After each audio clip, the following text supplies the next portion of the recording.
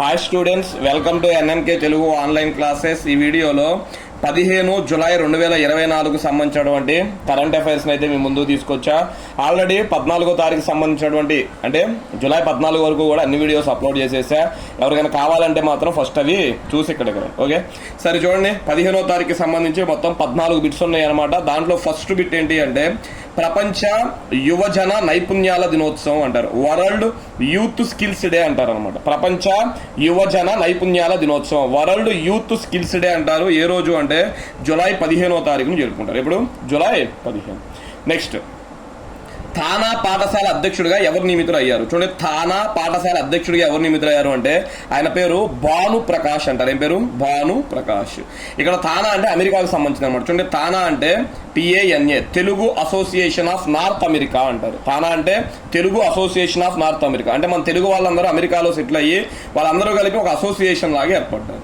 ఎందుకు అసలు ఈ థానా పాఠశాల అంటే చూడండి, అమెరికాలో నివసిస్తున్న తెలుగు వారి పిల్లలకి మాతృభాష నేర్పించే లక్ష్యంతో థానా పాఠశాల ఏర్పడింది. Very very important. ఎందుకంటే అమెరికాలో మన తెలుగు వాళ్ళు అమెరికాలో సెటిల్ అయితే వాళ్ళ పిల్లలు తెలుగు నేర్చుకోవట్లేదు అనమాట. అందుకని ఏం చేస్తున్నారు, వాళ్ళ పిల్లలకి మన మాతృభాష తెలుగును నేర్పించడానికి థానా పాఠశాల ఏర్పడింది. ఆ థానా పాఠశాల యొక్క అధ్యక్షుడిగా ఎవరు నియమితులయ్యారు అంటే భాను ప్రకాష్ నియమితులయ్యాడు. ఓకే. నెక్స్ట్ దాని తర్వాత మూడో బిట్టు చూడండి, వార్తల్లో నిలిచిన చతుర్దశ దేవత ఆలయం ఏ రాష్ట్రంలో కలదు? అదొన్న వార్తల్లో నిలిచిన చతుర్దశ దేవత ఆలయం ఏ రాష్ట్రంలో కలదు అంటే త్రిపురలో కలదు అనమాట. ఎక్కడ? త్రిపుర. చూడండి, ప్రతి సంవత్సరం ఈ ఆలయంలో ఖర్చీ పూజా వేడుకలు జరుగుతాయి. ఖర్చీ అంటారనమాట. ఖర్చీ పూజా వేడుకలు జరుగుతాయి. ఈసారి ఈ వేడుకకు ముఖ్యమంత్రి, త్రిపుర ముఖ్యమంత్రి మానిక్ సర్కార్ సహా మానిక్ సాహా అనమాట ఆయన పేరు. చూడండి, ఈసారి ఈ వేడుకలకు ముఖ్యమంత్రి త్రిపుర ముఖ్యమంత్రి మానిక్ సాహా హాజరయ్యి 14 దేవతల గురించి యువతరానికి అవగాహన కల్పించారు. చూడండి, చతుర్దశ అంటున్నారు.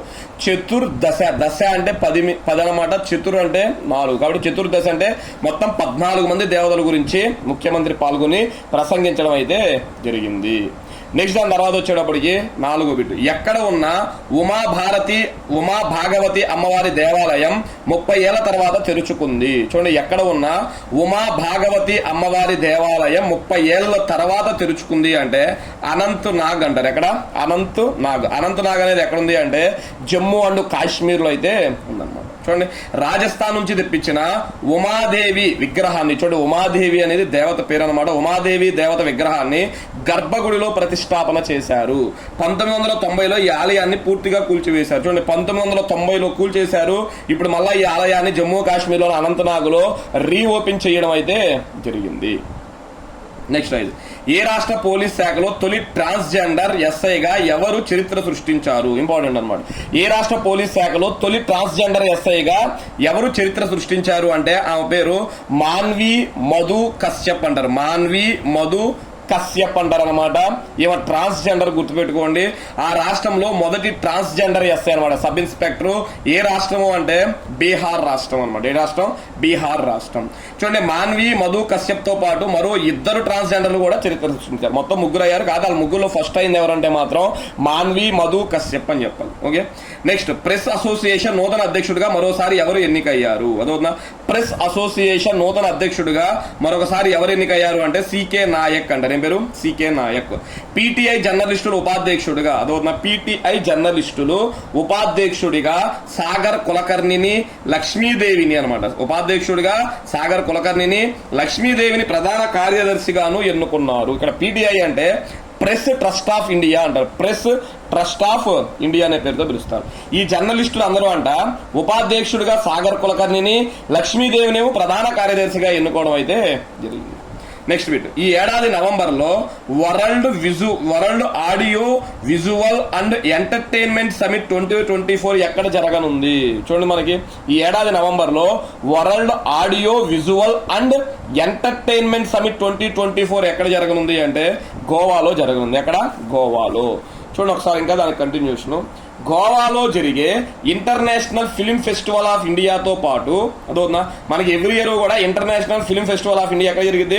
గోవాలోనే నవంబర్లో జరిగింది అనమాట. దీనితో పాటు గుర్తుపెట్టుకోండి, మొట్టమొదటిసారిగా world audio visual and entertainment సదస్సును జరపనున్నారు. ఎన్నోదంటే ఇది మొదటిది, ఇది గుర్తుపెట్టుకోండి. ఓకే. నెక్స్ట్ బిట్, నేపాల్ దేశ నూతన ప్రధానిగా ఎవరు ఎంపికయ్యారు? ఇంపార్టెంట్ అనమాట. నేపాల్ దేశ నూతన ప్రధానిగా ఎవరు ఎంపికయ్యారు అంటే కేపీ శర్మా ఓలీ అంటారు. ఆయన పేరు కేపీ శర్మా ఓలీ అంటారు అనమాట. చూడండి, కేపీ శర్మా ఓలీ 4వసారి ప్రధానిగా ప్రమాణ స్వీకారం చేశారు. ఏ దేశానికి? నేపాల్ దేశానికి 4వసారి ప్రధానిగా ప్రమాణ స్వీకారం చేశారు. ఈ ప్రభుత్వ ఏర్పాటు కోసం కేపీ శర్మా ఓలీ, చూడండి ఆయన పేరు కేపీ శర్మా ఓలీ, మరో మాజీ ప్రధాని షేర్ బహదూర్ దేవ్బా లా మధ్య ఒప్పందం కుదిరింది. ప్రభుత్వం సంకీర్ణ ప్రభుత్వం ఏర్పడింది. సంకీర్ణ ప్రభుత్వం అంటే 2 లేదా అంతకన్నా ఎక్కువ పార్టీలు కలిపి ప్రభుత్వాన్ని ఏర్పాటు చేసుకున్నాయి. ఇక్కడ ఈ ప్రభుత్వ ఏర్పాటు కోసం మాజీ ప్రధాని అయినటువంటి కేపీ శర్మా ఓలీ, మరో మాజీ ప్రధాని అయినటువంటి షేర్ బహదూర్ దేవాల మధ్య ఒప్పందం కుదిరింది అనమాట. ఈ ఒప్పందం ప్రకారం మొదటి 18 నెలలు ఓలీ ప్రధానిగా ఉంటాడు. అదొక మొదటి 18 నెలలు కేపీ శర్మా ఓలీ ప్రధానిగా ఉంటాడు. ఆ తర్వాత పార్లమెంటు గడువు ముగిసే వరకు దేవ్బా ప్రధానిగా అయితే కొనసాగుతారు. ఒప్పందం ప్రకారం ప్రధాని సీటును పంచుకున్నారు అనమాట. ఒక వాళ్ళు 18 నెలలు, ఇంకొక ఆయన ఒక 18 నెలలు పంచుకోవడం అయితే జరిగింది, గుర్తుపెట్టు. ఓకే, నెక్స్ట్ దాని తర్వాత 9వ బిట్. పేటిఎం పేమెంట్స్ బ్యాంక్ యొక్క నూతన సీఈఓగా ఎవరు నియమితులయ్యారు? పేటిఎం పేమెంట్స్ బ్యాంక్ యొక్క నూతన సీఈఓగా ఎవరు నియమితులయ్యారు అంటే ఆయన పేరు అరుణ్ బన్సాల్ అంటారు. ఏం పేరు? అరుణ్ బన్సాల్ అనే పేరుతో పిలుస్తారు అన్నమాట. నెక్స్ట్ దాని తర్వాత 10 వెరీ వెరీ ఇంపార్టెంట్. చూడండి, వింబుల్డన్ మహిళల సింగిల్స్ విజేతగా ఎవరు నిలిచారు? వింబుల్డన్ అనేది మనకి టెన్నిస్ కి సంబంధించింది. గ్రాండ్ స్లామ్స్ అంటారు. ఒక సంవత్సరంలో మొత్తం 4 గ్రాండ్ స్లామ్స్ జరిగితే ఆల్రెడీ 2 గ్రాండ్ స్లామ్స్ జరిగిపోయిన ఇయర్ లో వింబుల్డన్ అనేది 3వ గ్రాండ్ స్లామ్ అన్నమాట. మరి మొదట జరిగింది ఏంటి అంటే ఆస్ట్రేలియా ఓపెన్ జరిగిపోయింది, రెండోది ఫ్రెంచ్ ఓపెన్ జరిగిపోయింది, ఇప్పుడు వింబుల్డన్ మహిళలు అనమాట. అదొక వింబుల్డన్ టెన్నిస్ టోర్నీ అయితే జరిగింది అనమాట. నెక్స్ట్ ఇంకోటి ఉంది, యుఎస్ ఓపెన్ కూడా ఉంది, అది ఇయర్ ఎండింగ్ లో అయితే జరిగింది. సరేనా? చూడండి, వింబుల్డన్ మహిళల సింగిల్స్ విజేతగా ఎవరు నిలిచారు అంటే ఆమె పేరు క్రెజికోవా అంటారు. క్రెజికోవా అంటారు. చెక్ రిపబ్లిక్ దేశానికి చెందిన, చూడండి గెలిచినటువంటి ఈమె ఏ దేశం అంట? చెక్ రిపబ్లిక్ దేశానికి చెందిన క్రెజికోవా తొలిసారి, ఇది వెరీ వెరీ ఇంపార్టెంట్, తొలిసారి వింబుల్డన్ ట్రోఫీని గెలుచుకుంది. ఎగ్జామ్ లో వాడు ఏమడుగుతాడు అంటే వింబుల్డన్ సింగిల్స్ గెలిచిన కెజిక్రోవా ఎన్నోసారి గెలుచుకుంది అని అడుగుతాడు. తొలిసారి గెలుచుకుంది. ఏ దేశం అంటే చెక్ రిపబ్లిక్. ఫైనల్ మ్యాచ్ లో ఇటలీకి చెందిన, చూడండి ఫైనల్ మ్యాచ్ లో ఇటలీకి చెందిన పావోలిని అనమాట, ఆమె పేరు పావోలినిపై విజయం సాధించింది. ఫ్రెంచ్ ఓపెన్ 2024 ఫైనల్స్ లో కూడా పావోలిని ఓడిపోయింది. చూడండి, దీనికి ముందు మనకి ఫ్రెంచ్ ఓపెన్ అని చెప్పాను కదా, ఆ ఫ్రెంచ్ ఫైనల్ కూడా పావోలినో వెళ్ళింది. ఇప్పుడు మళ్ళీ వింబుల్డన్ ఫైనల్ కూడా వెళ్ళింది. ఈ రెండిట్లో కూడా ఫైనల్లో ఓడిపోవడం అయితే జరిగింది. ఎగ్జామ్ లో మిమ్మల్ని విన్నర్ అడుగుతాడు, రన్నర్ అడుగుతాడు. విన్నర్ ఏ దేశం అని అడుగుతాడు, రన్నర్ ఏ దేశం అని అడుగుతాడు. అదేవిధంగా విన్నర్ గా గెలిచినటువంటి వ్యక్తి ఎన్నోసారి గెలవడం ఇదని అడుగుతాడు. ఇవన్నీ గుర్తుపెట్టుకోవాలి. నెక్స్ట్ క్రెజికోవాకి ఇది 2వ గ్రాండ్ స్లామ్. చూడండి, వింబుల్డన్ అయితే మొదటిదే, అదొక వింబుల్డన్ అయితే ఎన్నోది? మొదటిది. కానీ గ్రాండ్ స్లామ్స్ పరంగా ఎన్నోది అంటే 2వ గ్రాండ్ స్లామ్. అంతకుముందు ఎప్పుడో ఇంకొకసారి గెలిచింది. ఎప్పుడు? 2021లో ఫ్రెంచ్ ఓపెన్ ని గెలుచుకుంది. 2021లో ఆమె ఫ్రెంచ్ ఓపెన్ ని గెలుచుకుంది. మళ్ళా 2024లో ఇప్పుడు మనకి వింబుల్డన్ గెలుచుకుంది. అలా అది ఇది కలిపితే 2 గ్రాండ్ స్లామ్స్ అనమాట. కానీ వింబుల్డన్ పరంగా చూసుకుంటే మొదటి వింబుల్డన్ గుర్తుపెట్టుకోండి. అదవుతుందా? నెక్స్ట్ దాని తర్వాత వచ్చేటప్పటికి 11 వింబుల్డన్ పురుషుల సింగిల్స్ విజేతగా ఎవరు నిలిచారు? ఇంపార్టెంట్. చూడండి, మహిళలు అయితే పైన క్రెజికోవా అని చెప్పాం. మరి వింబుల్డన్ పురుషుల సింగిల్స్ విజేతగా ఎవరు నిలిచారు అంటే ఆయన పేరు అల్కరాస్ అంటారు. అల్కరాస్ అనే పేరుతో పిలుస్తారు. అల్కరాస్ అంటారు. ఈయన ఏ దేశానికి చెందినవాడు అంటే స్పెయిన్ అనమాట. చూడండి, స్పెయిన్ దేశానికి చెందిన అల్కరాస్ 2వసారి వింబుల్డన్ ట్రోఫీని గెలిచాడు. ఇది గుర్తుపెట్టుకోవాలి. ఎన్నోసారి గెలిచాడంట? 2వసారి వింబుల్డన్ ట్రోఫీని గెలుచుకున్నాడు. ఫైనల్ మ్యాచ్ లో సెర్బియా దేశానికి చెందిన జకోవిచ్ ను ఓడించాడు. ఇది కూడా ఇంపార్టెంట్. చూడండి, ఫైనల్స్ ఎవరికి జరిగినాయి అంటే అల్కరాస్ కి అదేవిధంగా జకోవిచ్ కి మధ్య జరిగాయి. ఎవరు గెలిచారు అంటే మాత్రం అల్కరాస్ గెలిచాడు, జకోవిచ్ ఓడిపోయాడు. అల్కరాస్ ఏ దేశం అంటే స్పెయిన్, జకోవిచ్ ఏ దేశం అంటే సెర్బియా. గుర్తుపెట్టుకోండి. నెక్స్ట్ కార్లోస్ అల్కరాస్ ఇప్పటి వరకు 4 గ్రాండ్ స్లామ్ టైటిల్స్ గెలుచుకున్నాడు. చూడండి, వింబుల్డన్ అయితే 2వసారి ఇది, అదోనా? అలా కాకుండా గ్రాండ్ స్లామ్స్ ఎన్ని గెలుచుకున్నాడు అంటే దీంతో 4. మరి మొదటి గ్రాండ్ స్లామ్, చూడండి మొదటి గ్రాండ్ స్లామ్ 2022లో యుఎస్ ఓపెన్ గెలుచుకున్నాడు. 2022లో యుఎస్ ఓపెన్. నెక్స్ట్ 2023లో వింబుల్డన్, లాస్ట్ ఇయర్ వింబుల్డన్ కూడా గెలుచుకున్నాడు. అదోనా? నెక్స్ట్ 2024 ఈ ఏడాది ఫ్రెంచ్ ఓపెన్ గెలుచుకున్నాడు. ఆయన ఈ ఏడాది ఫ్రెంచ్ ఓపెన్ గెలుచుకున్నాడు. 2024 వింబుల్డన్, ఇప్పుడు 2024 వింబుల్డన్ కూడా ఈయన గెలుచుకున్నాడు. టోటల్ గా 4 గ్రాండ్ స్లామ్స్. వింబుల్డన్ పరంగా చూసుకుంటే 2 గ్రాండ్ స్లామ్స్. గుర్తుపెట్టుకోండి. అల్కరాస్ ఫైనల్ కు చేరిన 4 సార్లు విజేతగా నిలిచాడు. చూడండి, ఇప్పటి వరకు ఈ గ్రాండ్ స్లామ్స్ లో 4 సార్లు ఫైనల్ కి వెళ్ళాడంట, 4 సార్లు కప్పును గెలుచుకున్నాడు అనమాట. అంటే ఇంకా ఫైనల్ కి వెళ్తే గెలుస్తాడు అనేది మనకు అక్కడ అర్థం. గుర్తుపెట్టుకోండి. అది వద్దాం. నెక్స్ట్, ఏ దేశంలోని ఒక వీధికి భారత మూలాలు ఉన్న వైద్యుడు జార్జ్ మాథ్యూ పేరు పెట్టారు? గుర్తుపెట్టుకోండి, ఏ దేశంలోని ఒక వీధికి భారత మూలాలు ఉన్న వైద్యుడు జార్జ్ మాథ్యూ పేరు పెట్టారు అంటే యుఏఈ అనమాట. ఏంటిది? యుఏఈ. యుఏఈ అంటే యునైటెడ్ అరబ్ ఎమిరేట్స్ అంటారు, దేశం పేరు అనమాట. యుఏఈ దేశం అంటారు. అబుదాబి అంటాం కదా, అబుదాబి యుఏఈలోనే ఉందన్నమాట.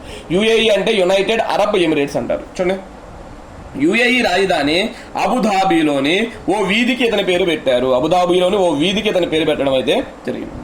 నెక్స్ట్, వింబుల్డన్ పురుషుల డబుల్స్ విజేతలు ఎవరు? చూడండి, వింబుల్సన్ మహిళల సింగిల్స్ ఉంటారు, పురుషుల సింగిల్స్ ఉంటారు, పురుషుల డబుల్స్ కూడా ఉన్నారు అనమాట. మరి పురుషుల డబుల్స్ విజేతలు ఎవరు అంటే హెన్రీ పాటన్ అంటారు. ఏం పేరు? హెన్రీ పాటన్ అంటారు. ఏ దేశం అంటే బ్రిటన్ అనమాట.